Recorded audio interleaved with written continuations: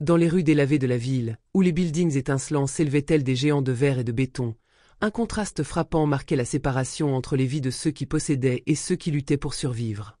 Les ruelles sombres, où l'ombre des gratte-ciels se prolongeait, étaient peuplées de visages fatigués, d'âmes perdues, et de ceux qui vivaient dans l'oubli des hauteurs. Malik était l'un d'eux. Un garçon sans abri, mais dont l'esprit restait aussi affûté qu'un rasoir. Son histoire n'était pas celle de la chance. C'était une histoire de survie, de coups du sort qu'il avait fait naître dans la rue, une existence rythmée par la recherche de nourriture, de chaleur, et d'un coin où dormir. Pourtant, malgré tout, il n'avait jamais perdu son regard acéré. Un regard qui, avec le temps, lui avait permis de décoder les nuances invisibles aux yeux de la majorité. La rue, la solitude, la misère avaient affiné son sens de l'observation, lui donnant un pouvoir rare, celui de percevoir les choses cachées derrière les masques sociaux. Malik n'avait pas besoin d'être riche pour comprendre les subtilités des relations humaines. Parfois, un seul mouvement de main, une posture, un petit regard en coin, suffisait à déchiffrer l'essence même d'une personne. Il en avait vu des centaines, ces visages impassibles des gens qui passaient sans le voir, ces figures inaccessibles qu'il croisait tous les jours dans la ville, dont la richesse semblait tous les exempter de la souffrance. Mais ce soir-là, il sentit une énergie étrange dans l'air. Il se tenait là, près d'un restaurant 5 étoiles, un lieu que ses yeux n'avaient jamais franchi, à peine osant en effleurer la façade dorée de son regard. Pourtant, l'instant où il aperçut le couple entrer, il sut que quelque chose de décisif allait se jouer. Richard Winthrop. Ce nom résonnait comme un gong dans le monde des affaires. Un milliardaire de renom, celui dont les décisions façonnaient l'économie, qui dictait l'avenir des entreprises et dont l'ombre s'étendait sur tout un pays. À ses côtés, Isabelle, sa femme, une beauté froide et distante, presque irréelle. Elle était l'incarnation de la perfection dans ce monde de luxe, froide comme le marbre, calculée, chaque mouvement d'elle semblant issu d'un script invisible qu'elle suivait avec une précision chirurgicale. Ensemble, ils formaient ce que la ville respectait et enviait, un couple de pouvoir, un empire mobile. Alors que le couple entrait, Malik observa la scène avec une attention particulière. Il n'avait pas l'habitude de traîner dans ces lieux, mais quelque chose l'avait attiré ici, ce soir-là. Peut-être l'air mystérieux qu'il avait ressenti quelques rues plus tôt. Un pressentiment. Ce couple, si parfait en apparence, avait quelque chose de malsain. Leur beauté était glacée, leur élégance presque trop parfaite. Lorsqu'ils s'assirent à leur table, Malik se positionna discrètement derrière une colonne, l'œil rivé sur eux. Il les regardait comme un spectateur, mais avec une perception aiguë, presque surnaturelle. Il vit le regard d'Isabelle se poser sur le plat que le serveur venait de poser devant Richard. Un léger sourire se dessina sur ses lèvres, mais ce sourire n'était pas celui d'une épouse aimante. C'était un sourire furtif, un sourire de satisfaction. Il y avait quelque chose dans ce geste qui glaça le sang de Malik. Comme un secret connu, un plaisir caché qu'elle savourait en toute discrétion. Et ce n'était pas simplement de l'indifférence, c'était le sourire d'une personne qui savait que son plan allait aboutir. À ce moment-là, une onde de malaise traversa Malik. Il ne savait pas pourquoi, mais il en était certain. Ce sourire cachait quelque chose de sinistre. Un frisson le parcourut. C'était une intuition. Les rues l'avaient formé à comprendre les gestes, les mots non dits. Il avait appris à lire entre les lignes, à capter les bruits de la ville et les non-dits des personnes qu'il croisait. Et cette femme, Isabelle, ne faisait pas exception. Elle n'était pas une simple épouse. Non, elle était bien plus complexe, bien plus dangereuse. Le moment suivant se déroula presque au ralenti. Malik vit Richard porter la fourchette à ses lèvres, hésitant un instant, comme si une part de lui ressentait un doute, avant de finalement croquer dans le plat. Ses yeux, pourtant vides de tout soupçon, ne pouvaient voir ce que Malik avait perçu d'un simple regard. Quelque chose de foncièrement mauvais se cachait dans cette scène. Sans réfléchir davantage, Malik se précipita vers les portes du restaurant. Ses pieds frappèrent le sol avec une force surprenante. Il se glissa à l'intérieur avec une agilité inattendue pour un garçon de son genre, ses yeux fixés sur Richard. Un éclat de détermination se lit dans ses yeux alors qu'il se frayait un chemin à travers les tables. Le silence qui suivit son intrusion fut lourd, presque palpable. Un silence qui pesait sur l'air, lourd de vérité, lourd d'une menace invisible. Tous les regards se tournèrent vers lui, des regards pleins de mépris, de surprise ou d'incompréhension. Richard, le milliardaire respecté, n'avait même pas encore réagi qu'il sentit l'intensité de l'attention qui pesait sur lui. Son regard, d'abord perplexe, se durcit rapidement. « Ne mange pas ça. Ta femme a mis du poison dedans, » lança Malik, sans trembler.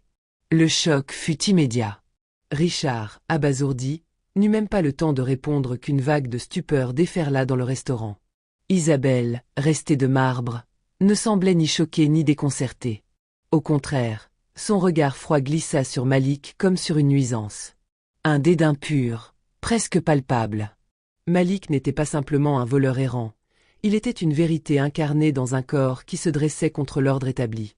Il n'avait aucune peur de cet homme dont la fortune faisait la loi, aucune crainte des regards intimidants de ceux qui étaient là. Il avait vu trop de choses dans sa vie pour reculer. Il savait que parfois, un seul geste pouvait changer le destin de quelqu'un. Ce n'est pas juste du poison. C'est une solution lente, subtile. Peut-être pas assez pour vous tuer sur le champ, mais assez pour affaiblir votre santé, petit à petit, continua Malik avec une calme autorité qui déstabilisa tout le monde autour de lui. Isabelle, toujours d'une calme impressionnante, se leva de table d'un geste gracieux. Son attitude impeccable contrastait avec la tension qui flottait dans l'air, comme une couverture glacée prête à engloutir tout autour d'elle.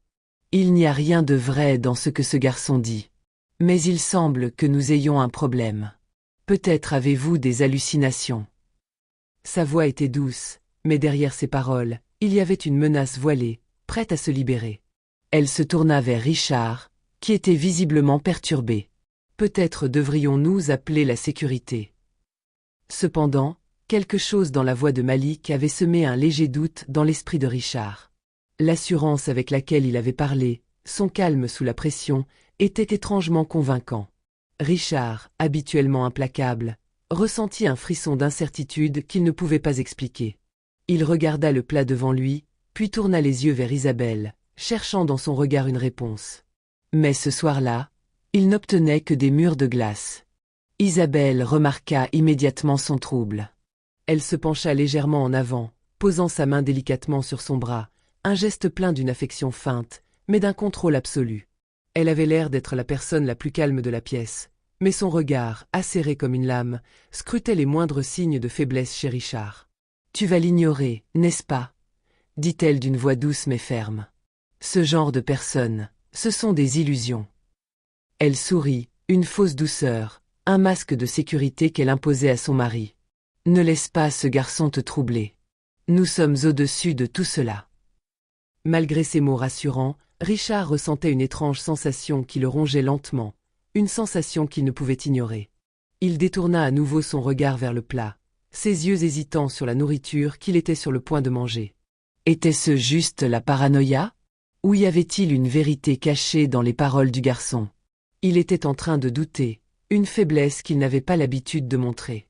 Malik, cependant, ne se laissa pas submerger par la pression de la situation. Il savait que la vérité avait un poids bien plus lourd que les mensonges raffinés d'une femme comme Isabelle. D'un geste rapide, il s'approcha encore un peu plus de Richard, et, avec une discrétion surprenante, il saisit un petit flacon dans la poche intérieure de la veste d'Isabelle. C'était un flacon transparent, presque invisible, qui contenait un liquide d'une couleur étrange, comme une solution d'un bleu pâle. « Regardez bien, monsieur Winthrop, » dit Malik d'un ton plus calme, mais résolu. « Je suis un simple garçon sans abri, mais j'ai observé les détails. Ce flacon, là, avec cette couleur, c'est exactement ce que l'on trouve dans les préparations utilisées pour ce genre de choses. » Ses yeux brillaient d'une lueur qui trahissait une connaissance secrète des abus auxquels il avait été témoin dans les bas-fonds de la ville. Vous croyez que vous êtes au-dessus de tout ça, mais même les gens comme moi peuvent voir ce qui se cache derrière vos beaux sourires.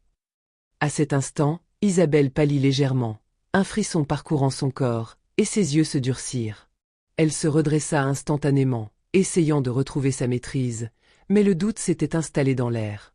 Elle se tourna vers le serveur, puis vers Richard, ses lèvres serrées dans une expression glaciale. « Ce garçon, c'est un menteur, un fou, » articula-t-elle d'un ton plus sec que jamais. « Il n'a rien à faire ici. » Mais avant qu'elle n'ait pu réagir davantage, le serveur, qui avait jusque-là observé sans intervenir, s'approcha précipitamment, son visage marqué par l'inquiétude. « Mais, il y a quelque chose de étrange dans la cuisine ce soir. Un goût que personne ne comprend. » Le chef est inquiet. Ses mots tremblaient légèrement, son regard fuyant, comme s'il ne voulait pas s'attirer d'ennui. Le chef, ayant suivi de près la situation, se précipita dans la salle à manger avec un air paniqué. Il analysa rapidement le plat sur la table de Richard, puis se redressa, la sueur perlait sur son front. « C'est effectivement suspect », murmura-t-il, son visage pâle. Richard, son regard noir et empli de rage, tourna enfin ses yeux vers Isabelle, son esprit maintenant submergé de doute. « Tu veux m'empoisonner ?» Sa voix, bien que basse, portait une colère contenue, mais sa certitude était inébranlable. Isabelle, déstabilisée pour la première fois de sa vie, recula d'un pas. Ses lèvres tremblaient légèrement alors qu'elle cherchait désespérément à retrouver son aplomb. « Je suis désolée que tu penses cela.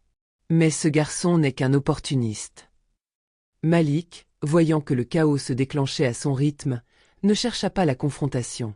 Il avait accompli ce qu'il était venu faire, et il n'avait aucune intention de s'attarder dans cette sphère de faux-semblants. Il se détourna sans un mot, marchant d'un pas rapide vers la sortie du restaurant, ses chaussures frappant le sol comme un écho silencieux dans un monde trop bruyant de prétentions. La porte se referma doucement derrière lui, mais la vérité, quant à elle, était déjà sortie. Richard Winthrop se tenait là, figé dans une confusion qui allait hanter son esprit longtemps après cette nuit. Il savait maintenant que même l'ombre d'un garçon sans abri pouvait apporter la lumière là où l'argent et le pouvoir tentaient de tout effacer. La vérité, qu'elle soit douce ou amère, avait une façon bien à elle de se frayer un chemin dans les coins les plus sombres de l'âme humaine.